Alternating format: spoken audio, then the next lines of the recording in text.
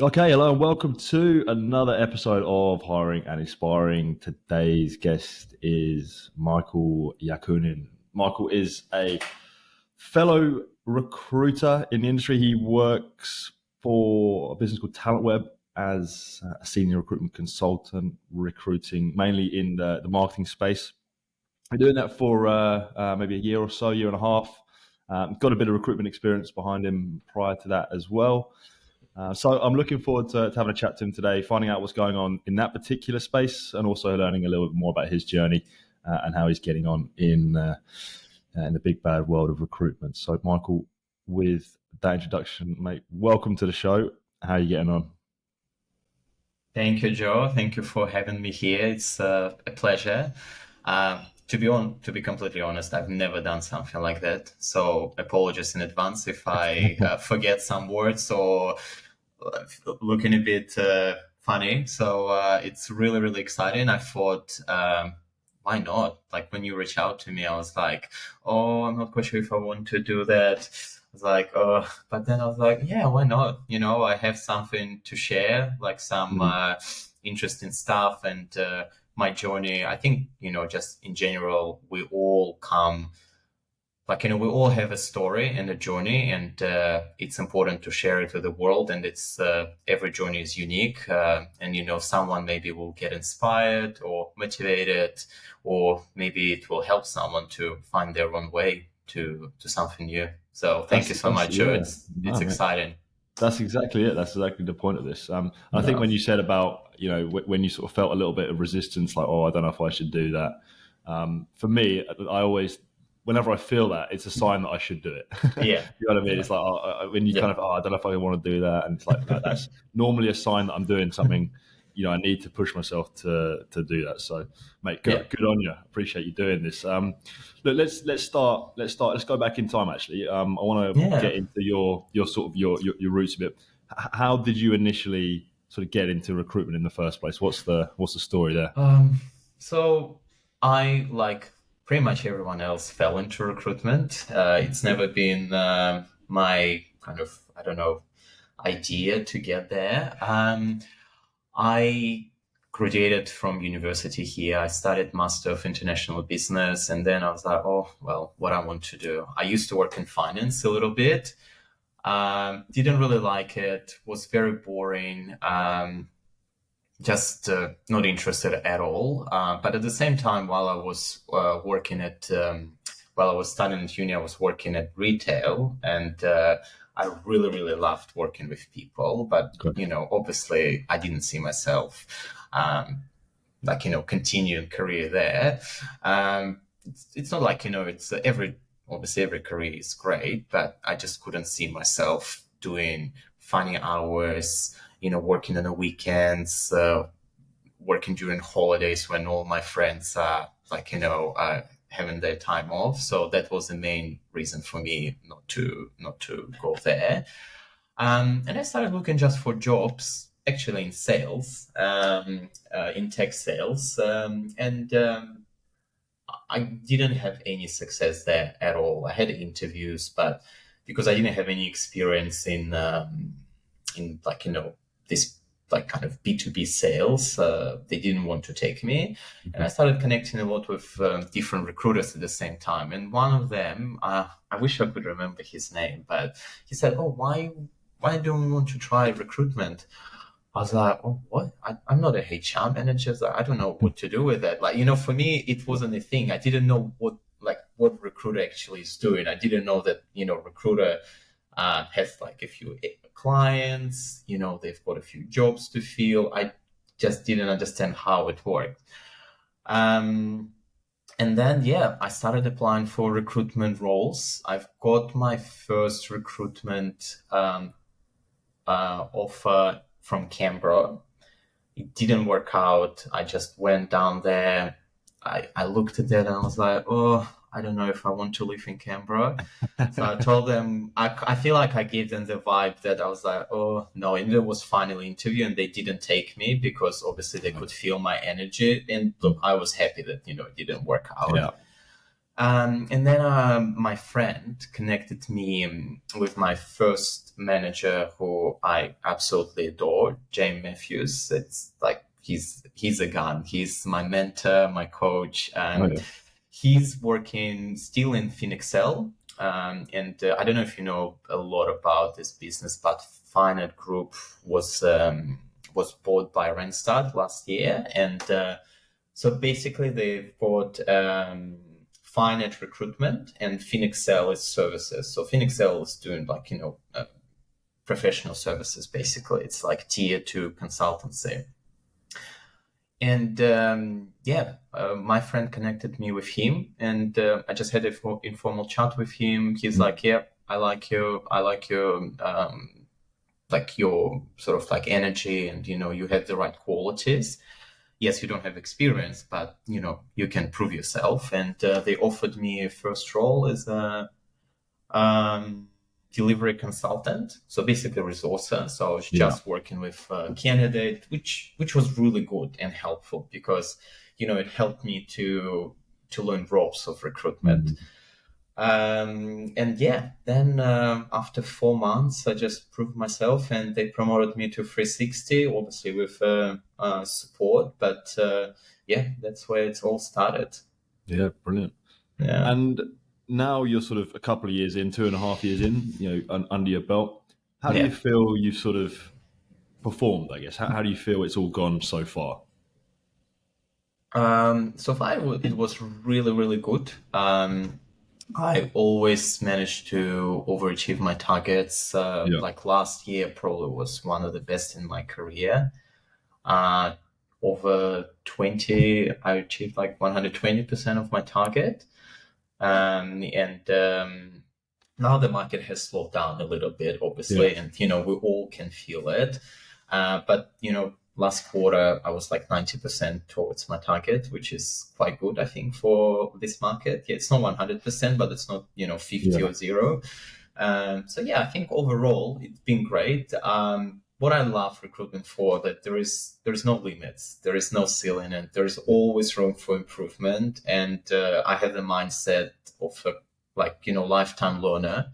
I will never stop learning, and I love that I can learn and more, and develop my skills further. You never, however many years you do this, you're never the finished article. There's always something to improve on. Exactly, yeah.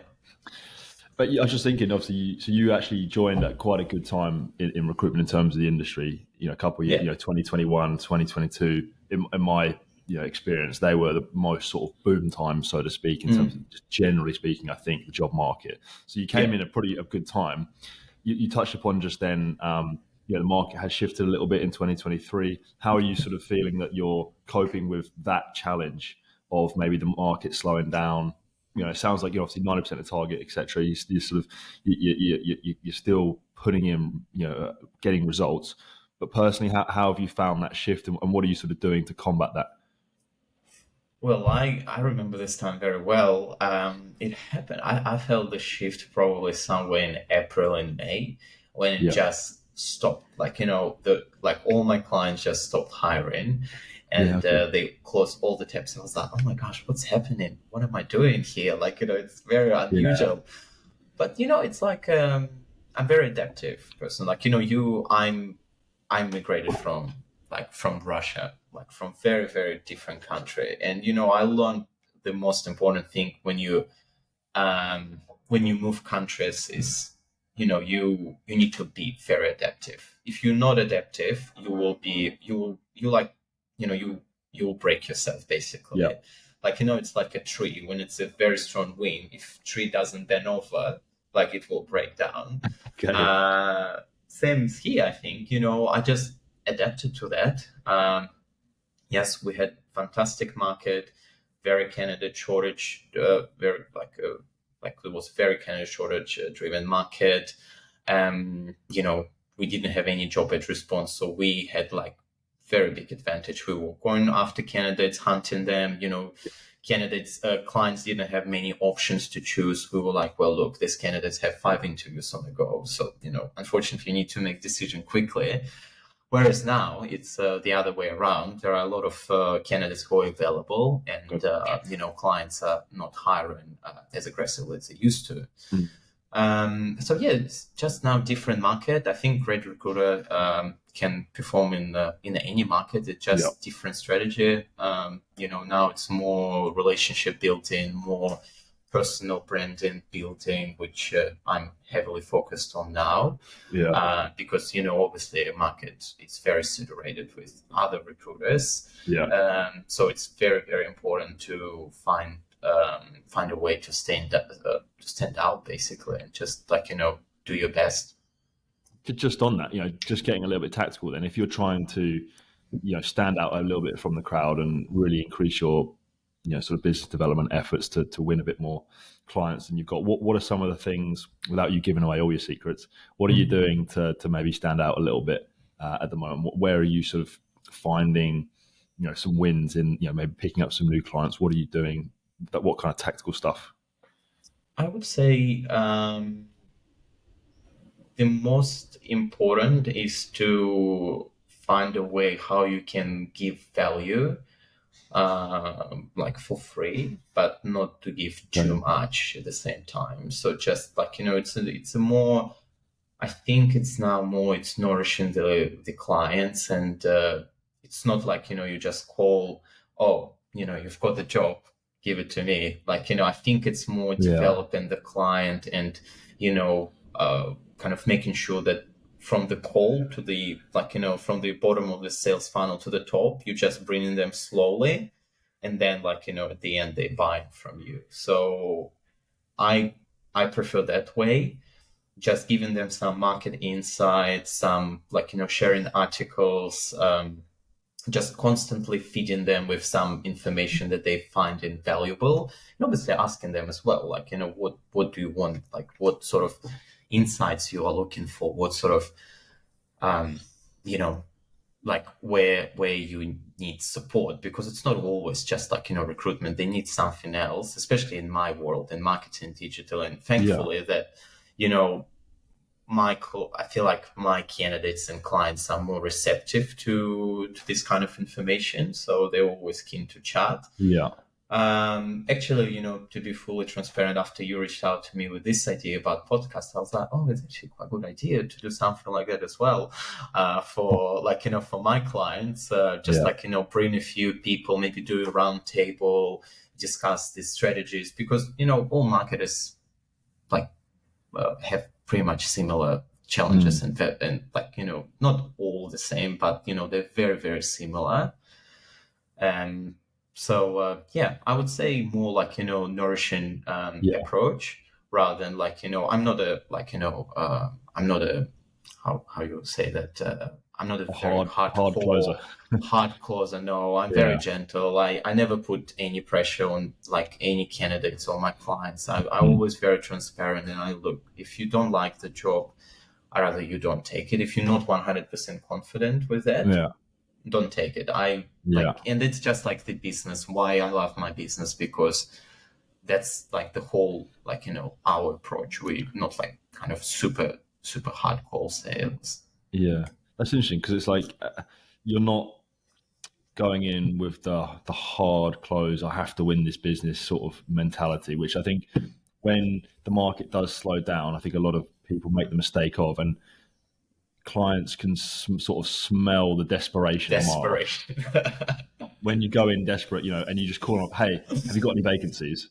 And I think what you just said there about calling them up, and I think it sounds like you're staying patient, and that question you asked about what can I do for you, what can I help you with, is a great question, compared to just going, hey, what vacancies have you got? Just kind of asking for the business as well. So I think what you've done is just not panic by the sound of things, and just trust the process a little bit, or have you? I don't know. I might don't show it that I don't panic, but obviously, there are some sleep, sometimes I literally can wake in the middle of the night and think, oh my gosh, what is my pipeline? What's happening there? It's it's other things I help. And obviously, I'm a big fan of, meditation, That's Okay. like really important, like for people like me, like, to calm my mind down, especially when we talk too much to people, I get a bit too empathetic and I'm like thinking about everything. I was like, oh my gosh.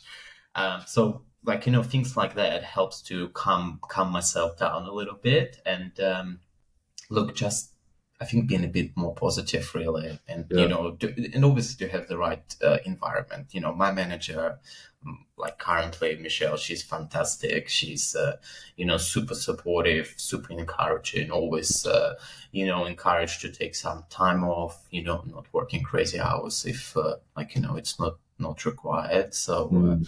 yeah, it's a few things. It's like a few pillars, just like it's not just something one, Yeah. it's a few stuff for sure. Just a quick question. This is a little bit off topic. That meditation you mentioned, it's Yeah. something I've been trying to implement into my life and routine, but for whatever reason, I can't seem to make it a habit. I do it occasionally. I might do, a couple of minutes, maybe before if I have a big meeting or something like that, Yeah. or but I don't know about. I can't seem to get it into like as a daily habit. Um, any tips for me on that one? Look, I'm the same. I'm not Yeah, perfect. I try to do like 80-90% at least. So I try to do it once a day in the evening. yeah, Maybe I will do it, instead of 7 days, I will do it maybe 6 days a week. And yeah. I'm fine with that, Pretty good. Yeah, And I do like 10 minutes, and I love guided meditation. I just yeah, type on YouTube guided meditation, and when you see the results, you sort of just get hooked on that. mm, I took a big time off, so I just came back to on that. Like probably I've been doing it for 3 weeks, and I already can see the results. I can see that I'm much calmer. I'm not yeah. like nothing, not nothing, but like not many things can trigger me. I'm not getting like really exhausted or tired, so I have more energy. So when you see the Yeah, results, it's like with the gym. When you start yeah, going yeah. to the gym, you see the results and you're like, oh gosh, okay. It motivates you to do it more and more.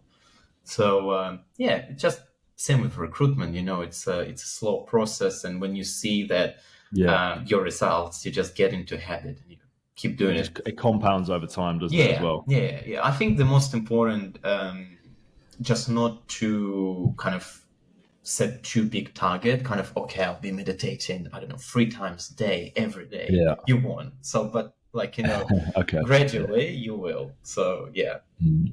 let me Nice. know how you get on with that. Oh, yeah. Thanks. I appreciate the tips there.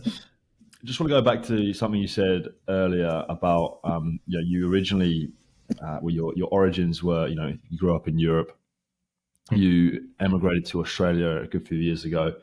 Um, you picked up the trait, you feel like the trait, I think it was, you can adapt quite, it has helped you in your recruitment career that you have been able to adapt, which is definitely one of the key traits of what makes good, successful recruiters, in my opinion.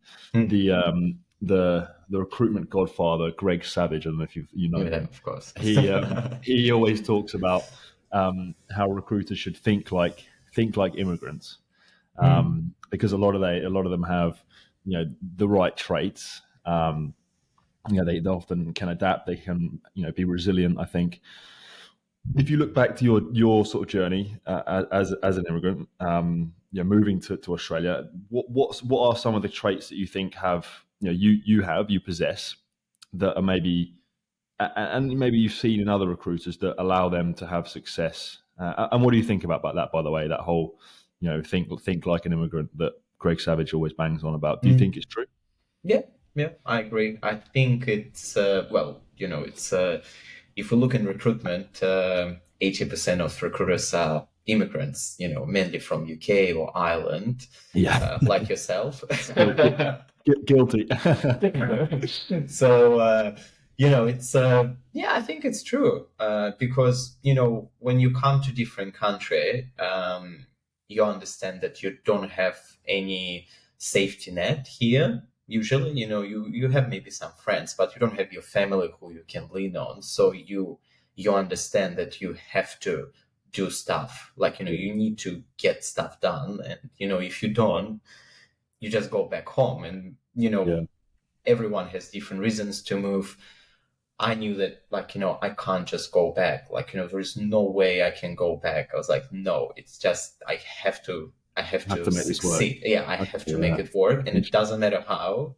So, yeah, I think on the other question about what qualities, I would say tenacity is the most important here. Like, just being able to, like, keep going, even, like, when you hear no, it's not just like, to turn no into yes, but I mean, like, just keep going because it's hard. It is Yeah, hard. And also being motivated, because, if you're not motivated to, to do this work, and what I mean by that, like, financially motivated, it will be really hard then, like, yeah, to, because I've seen people who came to this work, but, uh, they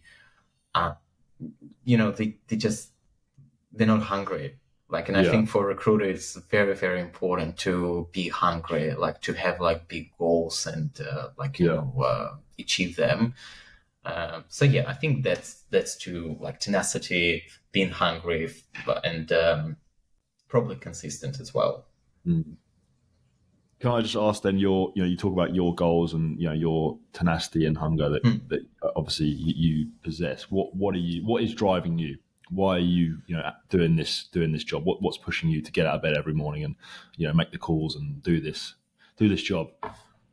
Yeah. Well, look, I love this job in a sense that I help people, and it's pretty Yeah, much gives me everything what I wanted from my work. I'm not just sitting with papers. I do, like, I meet people every day or the phone, or, like, like, or the video call or in person, and I really love it, and I love helping them. Sometimes even when I help candidate with an advice, and it's not just like, place them, yeah, but just, like, give them advice, right direction, and then when they find job in their own way, they call me and say, "Oh, Michael, like, your advice was actually really valuable, and it warms my heart and it makes my day." It's just, it's beautiful. But at the same time, obviously, I love, like, partnering with great clients and connecting the candidates and being this trusted advisor for them, because I think I have the right moral compass, and people can feel that, and I won't put them in some dodgy place that I know that, like, won't be the right fit. So, and they just always give me feedback that, "Oh, look, I trust you, so yeah, that's why I went with you." Maybe, like, my salary won't be the best on the market, but the fact that they trust me is the yeah, most important, and that's why they choose to work with me. yeah, But also, obviously, I love recruitment for the fact that it has, like, it's like any sales job has this unique thing, like, you have a direct impact on your total remuneration. So what you put there, you usually get back, and yeah, not many professions can offer that, and that's why I love recruitment. That's why I loved sales, retail sales, because I was also, like, on personal commission, because I worked in luxury sales. So yeah, that's probably main factors that drive me to do this job, and just, like, get up every day in the morning and just, like, be the best version of myself. love it. Just wanted to pick up on something you said right at the start, actually. So we've talked a bit about, what you've done well, your successes, and what's driving you, and the character traits. You mentioned, we spoke a little bit. You're never quite the finished article. There's always things to be working on in recruitment. An opportunity for you to reflect a little bit here. Where do you see, areas for development in yourself as a recruiter? Where can you get better? Do you think? Yeah. Oh, I think it's too many. As I said, it's like, never stop learning. Look, I'm. I would say my main focus would be on learning a little bit more about retained search, because I think it's Okay. becoming more and more popular rather than being contingent.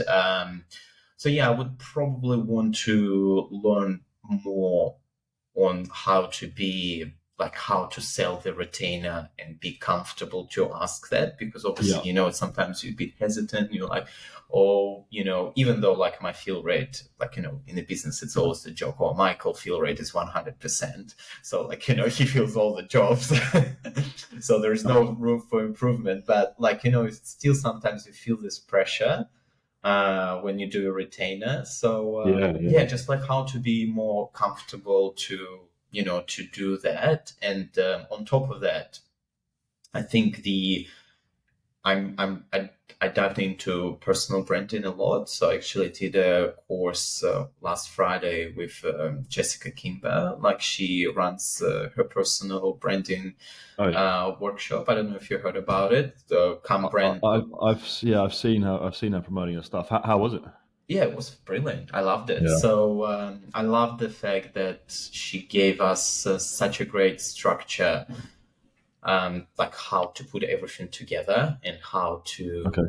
just because she gave a lot of free bits of pieces here and there on, like, on LinkedIn, but Yeah. where the most value in this course is that she puts it in a framework, how it all works and how to make it work for you. So I Yeah. loved it. I highly recommend it to everyone. So it actually gave me a lot of stuff to do and to work on in terms of, like, Nice. content strategy and who I'm targeting to, and who, like, who I want to attract. So Mhm. yeah, Nice. these two I think that, things probably the most important to learn. yeah, the personal branding piece is because it's quite a new-ish, skill, so to say, in recruitment. Yeah, It's only really been a thing that's been talked about over the last sort of few years. yeah, It's something that everyone can develop. Even it's like business owners and business leaders who've been doing it for 20 years.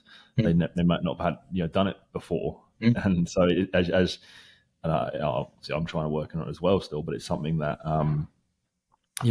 everyone can be working on more and developing, because it is such a new skill. Matt, I appreciate you sharing those, Yeah. by the way. It's not easy to talk about your weaknesses sometimes. Oh, no, that's fine. I think, like, a bit of vulnerability, like, helps to build a bond. And, I always try to kind of, even like with the clients, when you share, like, something vulnerable, it actually, like, forces them to share something vulnerable as well. And, Yeah. that's how you build the connection and the bond. So, Yeah, yeah, it's a good point. It's like sometimes if you're working a role and just be like, and maybe you haven't found any candidates, you're just going, look, I haven't got anyone. And they actually respect it a little bit more sometimes than yeah, you kind of yeah. just making up that you do. 100%. And on the point actually that you said, like, even if you have 20 years of experience, it's like, you can be the best, like, in anything, but if you're not the best known, it doesn't matter that you are the best, because, no one knows about you. So I think marketing these days is really, really important. And, position Yeah, yourself in the right ways, like, is really crucial. Like, she even shared some statistics, because more and more millennials are becoming decision makers, and the way they make decisions are completely different from like, baby boomers. And they more right. appreciate online presence, and they do research about the Mhm. business, about you, before, like, making any decision. So Yeah, it's just changing. And a lot of people I can hear, like, in recruitment. My manager, for instance, like my first manager, James, said, like, he's like very traditional recruiter, like, cold calls, like, all these sort of things. And he's yeah, like, I will finish my career when we move completely to, like, texting, emails. I hate that. Like, yeah, yeah. I know that, like, to get a hold of him, you can text him, you can email him. He probably will never get back to you, but if you call him, he'll always Okay, get yeah, back to you.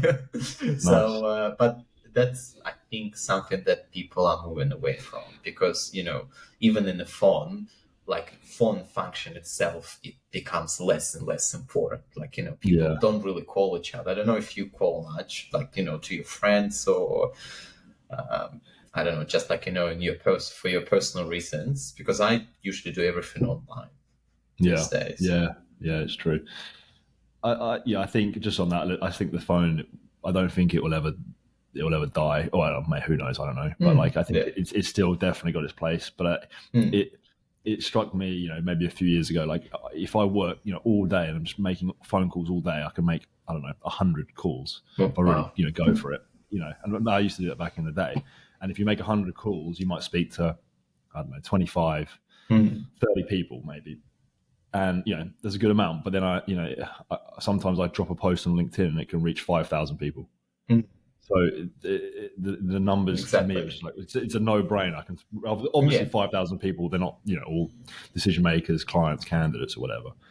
But to me, if you're supplementing your phone activities with online presence, it's a no brainer. Yeah. To me, if you're not doing it, like what are you doing? In my opinion, Yeah. you're missing out. Yeah, I agree. I agree. It's definitely a supplement activity. It's not like Yeah, everything. You still need to do calls, and you still need to, do other things to to make it work. Yeah, for sure. yeah. I agree. We've talked about your past. We've talked about what you're doing at the moment. What does the future look like for Michael in recruitment? What are some of your ambitions? It's a good question. I was actually talking about it with my manager recently. Okay, I I still think that I want to be just developing myself as a consultant. I sure. don't see myself as a manager at this stage and kind of having a team under me. I don't know why. It just doesn't really. I don't know. Just doesn't really doesn't attract me. For me, I want to be trusted advisor for my clients, be a go-to expert in the marketing and digital field, Yeah. just become like a bit more experienced and more like, maybe tech savvy in the Okay. industry. Just keep developing in marketing and digital for sure, because that's what I like. I wanted to work actually in marketing, but, never knew that I would be recruiting marketing people. So, yeah. No. And one final question, mate. This is my typical closing question on this show. Yeah.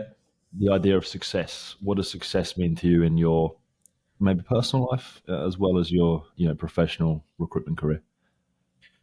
Well, for me, success is the most important thing is that I have peace of mind, that I can sleep at night, because I don't Okay. want to do any things that will keep me awake, and I'll be like, oh my gosh, I've done so bad. I shouldn't have done it. But, it maybe get me ahead in life. No, that's, I would never do. But just honestly I think being happy with what you are doing, and obviously also what you are doing allows you to live a good life, and allowing you to achieve your your goals, and I don't know, explore the world or buying property. So it's a few things, but yeah, the most important that it makes me feel good about myself and just what I'm doing. Love it. Michael Yakunin, thank you very much for Thank joining me on the show. Really appreciate you coming on and talking all things recruitment. Really enjoyed it, sharing your journey as well. I'm like you said at the start, I'm sure someone would have taken something from that. So that is that's the goal. So thank you very much. Appreciate you coming on. Thanks, Let's I Joe. hope to stay in touch, mate. Thanks, Joe. Yeah, appreciate it.